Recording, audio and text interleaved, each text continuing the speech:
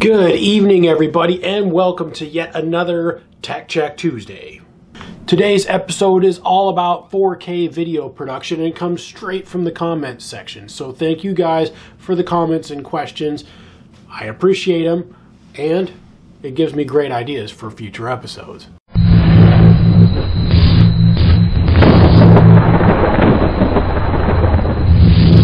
So, you've got yourself a nice new drone and it shoots amazing 4K video footage. Maybe you even got your hands on an action camera that shoots 4K, and heck, even most cell phones nowadays shoot 4K, and you decided to dip your toes in the 4K waters and put together a really cool video to share with the world in ultra high definition, only to find out your turn of the century compact just ain't gonna cut it. What do? So what are you gonna do? Watch this video to figure out how to make your own. Then look down there in the product links and purchase your parts there. Because yes, even you could build your very own 4K video production machine for a lot less than you think. And it's going to be even cooler because you built it, you chose the parts, you chose the case, and it's fully open-ended. So I want to start this off by saying, if you're going to take the time and money to do this, take the time and money to do it right. Don't cheap out, because you want to make sure that if you're going to spend money on something like this, that not only is it going to do what you need it to do, but it's going to last you a while so that you're not going to have to do it again for several years, and that it's totally open-ended, so as your needs and wants grow, you can still add on to it as you go. I've been doing this long enough to see several people get burned because they want to save a little money up front, but then 6 months down the road, a year down the road, they're spending 2 or 3 times as much because their system just couldn't handle an upgrade. So the first thing that you're going to need to look at is a computer case. And gone are the days of the ugly old beige thing that used to hide underneath your desk. Nowadays, you can buy cases that look like all kinds of crazy things and in all kinds of crazy shapes and sizes. And really, the choice is up to you. You could spend a little or you can spend a lot. In my case, thanks to the good folks at Infotech down in Federal Way, Washington, if you're local, check them out. I've got this Corsair mid-tower right here. Which brings me to a specific topic. There are different sizes. You can buy little ones, medium ones, and full-size ones. I would strongly recommend you pick either a mid-size ATX or a full-size ATX, because you want to make sure that you're going to have enough room in that computer to put all the components that you're going to want and need for a system like this. I recommend probably a mid-ATX case, because full-size ATX cases are humongous, and in a system like this, probably really not necessary. Now, next thing you're going to need is a power supply, and that's the little unit that goes inside of the case that powers all of your equipment, and you'll need to size it properly. The basic thing to do is shoot around between 700 and 800 watts. For a system like this, you're probably not going to need anything more than that, and you probably wouldn't want to go much less than that. In my case, I went with a 750 watt unit from Corsair. However, if you plan on doing a dual graphics card setup or something like that, you may want to go a little bit bigger. So the next thing you're going to need to do is pick a platform. And basically what that means is you're going to pick whether you're going to use an AMD processor-based system or an Intel-based system. In this case, I chose Intel, so that's what this video is going to be based off of. But don't worry, if you chose to use AMD, everything you're going to see here is pretty much going to be the same.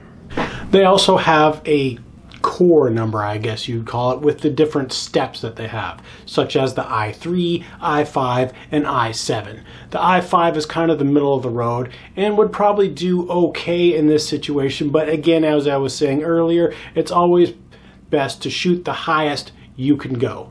And in this case, I decided to go with the i7. So then the next piece of the puzzle you're going to need is called the motherboard. And basically what that is, it's the main circuit board inside of your computer that all the components plug into, that allows them all to communicate with each other and carry out the processes that each individual part does.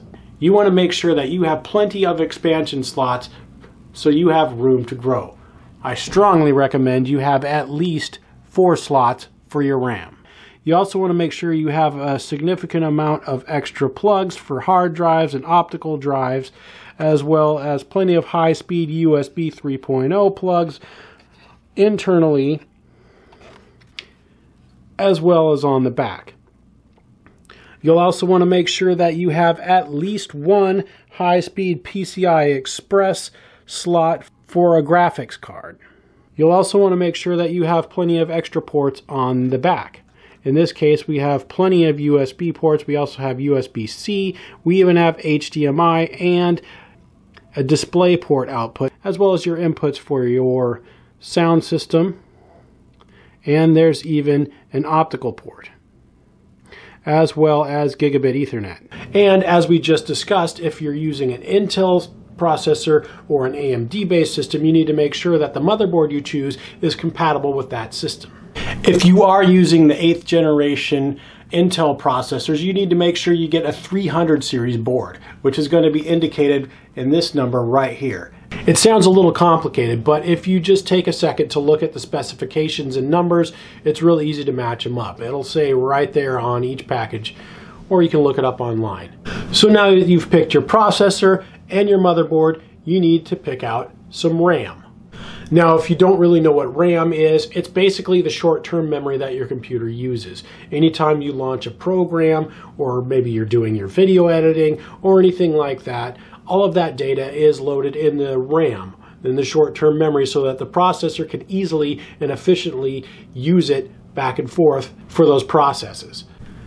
And for the reasons I pointed out before, you need to make sure that you don't cheap out on the RAM. If you're going to be editing 4K, those files are huge and take up a lot of space and a lot of system resources. I recommend a minimum of 16 gigabytes of RAM, and that's what I'm starting with right now myself.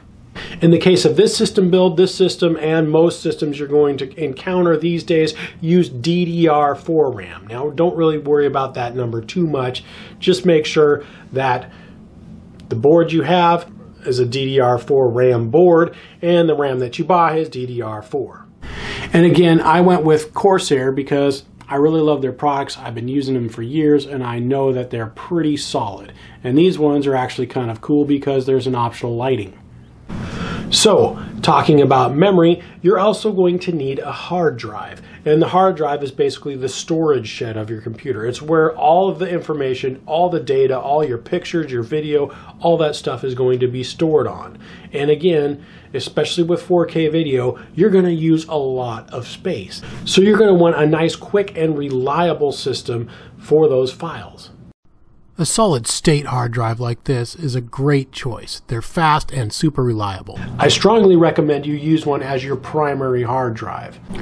This way your video editor, your operating system, and everything else stored on it is going to be much, much faster. But I'm using a cheaper and larger mechanical drive, a 4 terabyte drive, for my archiving. And on that, I'll store photos, completed videos, and other things. Next, we need to look at optical drives. You're actually going to need one to load the operating system onto your computer anyway. Depending on what you want, you can even get one that can burn Blu-ray or even ultra high definition Blu-ray. And you could just pick up a standard DVD-ROM for under 20 bucks. And speaking of operating system, you're going to need the operating system as well because we're building a system completely from scratch. What you can do is buy a Windows 10 OEM copy. It just comes in a plain Jane vanilla envelope like this here. It's less than 100 bucks. You slap it in, you're ready to go. Now, one of the last components is going to be a video card. Now, in a system like this, it has onboard video, and that's going to be just fine for some people in some occasions. But if you're going to be driving a 4K monitor or doing any kind of gaming or anything else like that, you're going to need to step up to a dedicated video card. And also, even some more modern video editing programs have been optimized to use high-powered video cards in rendering the video itself.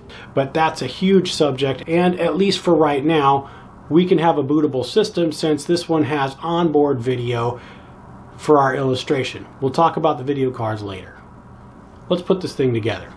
Don't forget to check those product links for the products that I totally recommend. You'll be helping me out as well. Thank you so much for watching. Make sure you tune in for next week. Give me that old thumbs up and subscribe to the channel if you haven't already. Have yourself a great day, and we'll see you soon.